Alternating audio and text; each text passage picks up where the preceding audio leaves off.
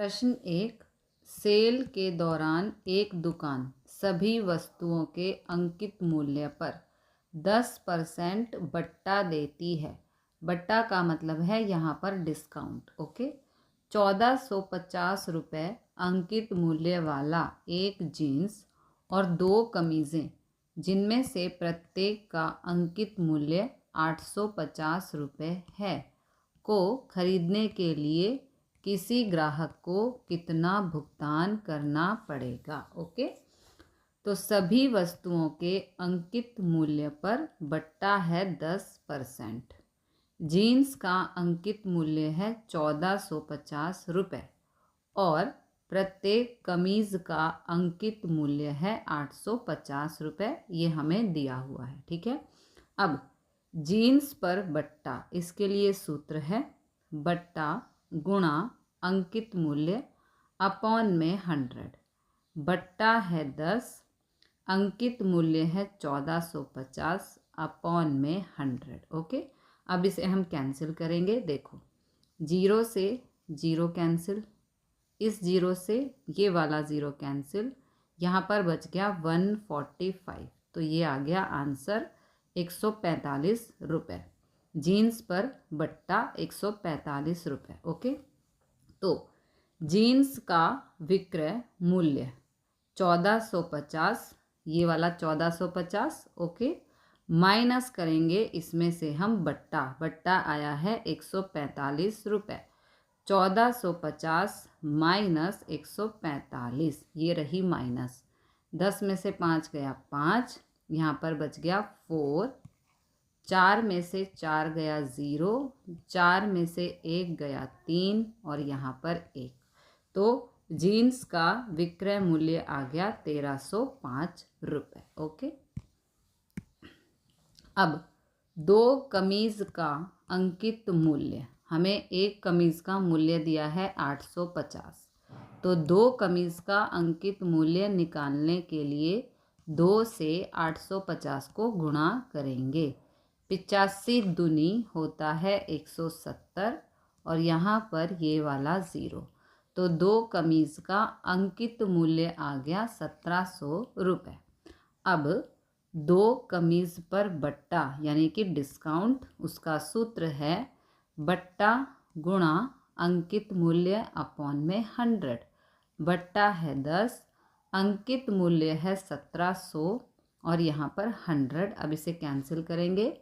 1 0 से 1 0 कैंसिल, 1 0 से 1 0 कैंसिल, यहाँ पर बच गया 170।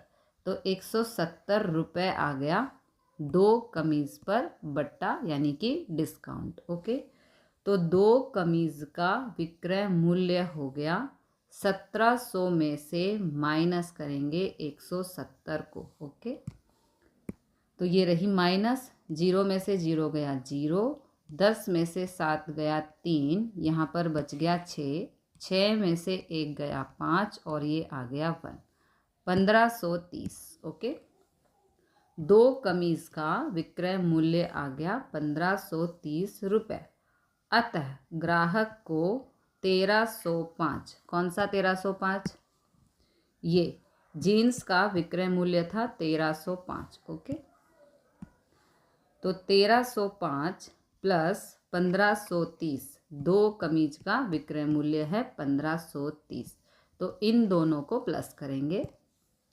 ये रही प्लस 5 0 5, 3 0 3, 5 और 3 8, 1 और 1 2, 2835 रुपये का भुगतान करना पड़ेगा। ओके, प्रश्न 2, एक टेलीविज़न का मूल्य 13,000 रुपये है।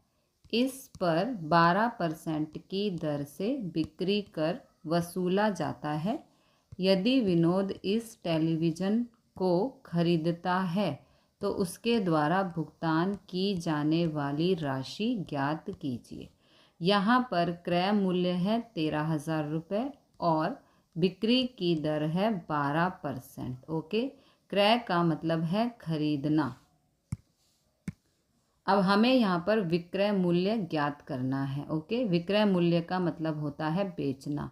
तो विक्रय मूल्य का सूत्र है क्रय मूल्य गुणा 100 प्लस बिक्री दर प्रतिशत अपॉन में 100। क्रय मूल्य है 13,000 गुणा यहाँ पर है 100, बिक्री दर प्रतिशत है 12 अपॉन में ये वाला 100।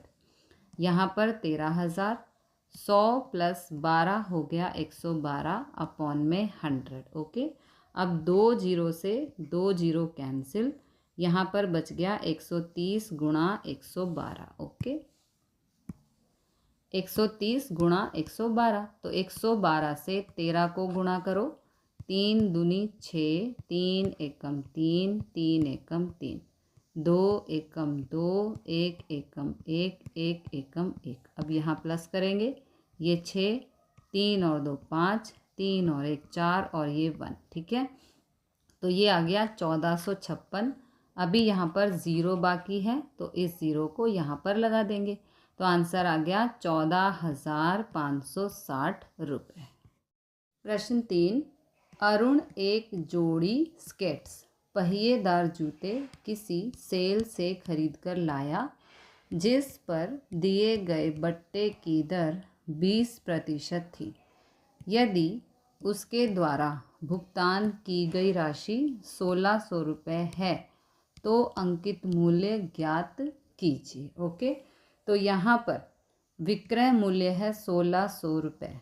विक्रय का मतलब होता है बेचना, और बट्टे की दर है 20%। ओके, हमें अंकित मूल्य ज्ञात करना है, जिसका सूत्र है विक्रय मूल्य गुणा 100 अपॉन में 100 माइनस बट्टे की दर। ओके, विक्रय मूल्य है 1600 गुणा 100 अपॉन में ये वाला 100 माइनस बट्टे की दर है 20। ओके, तो यहाँ पर 20, 100 में से 20 माइनस किया तो आएगा 80।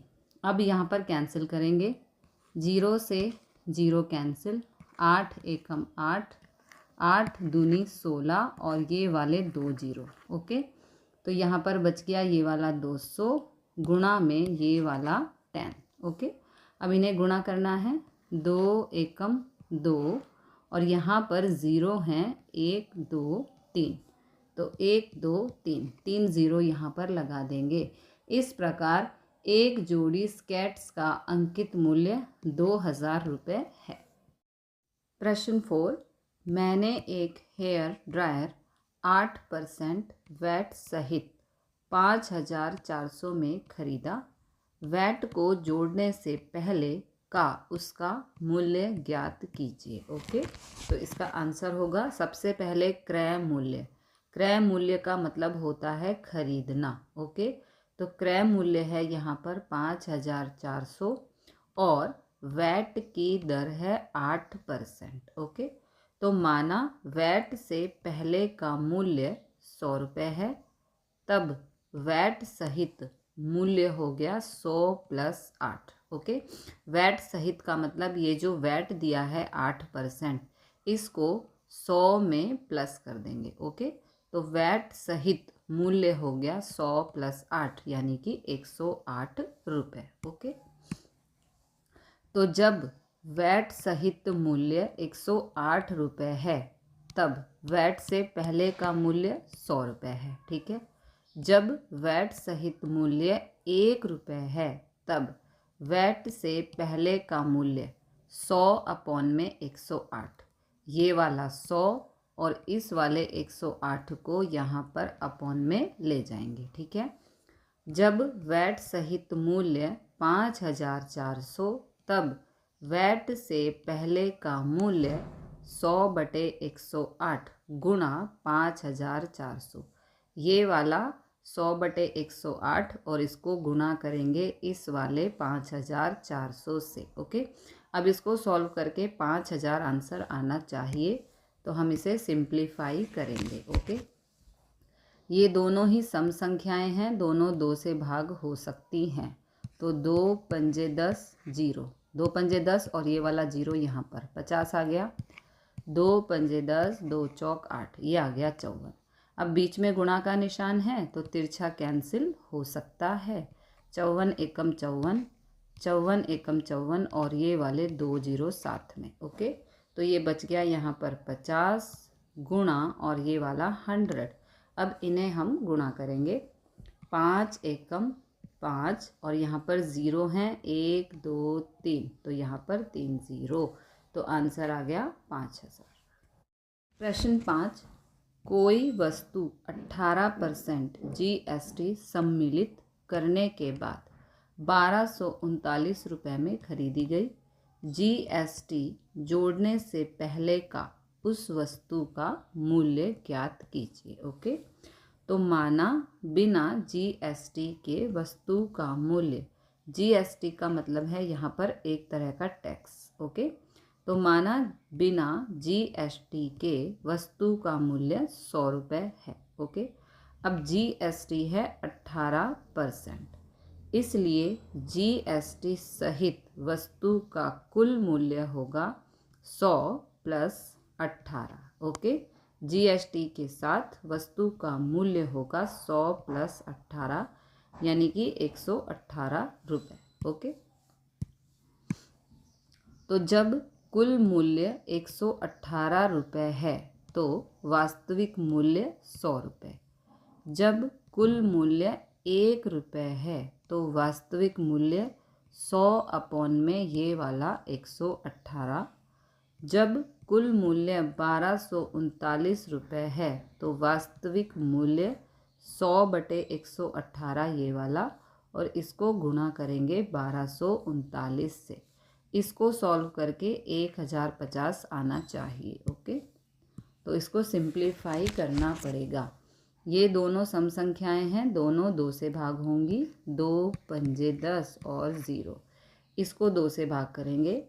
2 पंजे 10, यहाँ पर आ गया 1 और ये 8, 2 निम 18, ये आ गया 59। ओके, तो यहाँ पर आ गया 50 बटे 59। अब बीच में गुणा का निशान है तो तिरछा कैंसिल हो सकता है। कैंसिल का मतलब है 59 से इसको हम भाग कर सकते हैं। ओके, तो भाग करेंगे। 59 से 1239 को हम भाग कर रहे हैं।